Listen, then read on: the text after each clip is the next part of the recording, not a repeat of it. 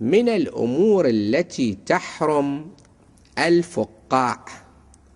الفقاع ربما هو ما يسمى اليوم بالبيرة، وربما كان سبب هذه التسمية أنه تخرج منه فقاعات ينش، شلون المشروبات الغازية تنش، بس المشروبات الغازية هم يحطون بيها غاز فيصير فيها هالوضع، بينما الفقاع اللي هو شراب خاص يتخذ من ماء الشعير، هذا يتخذوه بطريقة اللي يصل إلى مرحلة نشيش، يقوم ينش مثل البيبسي مثلا، مثل بقية المشروبات الغازية.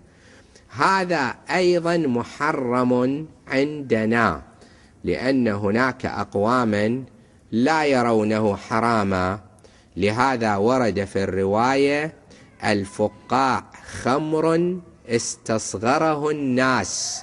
هو خمر لكن ما اهتموا له، سموه بيرة، سموه بيرة إسلامية بدون كحول، حطوا له ريحة تفاح، هاي الحكي اللي تشوفوه.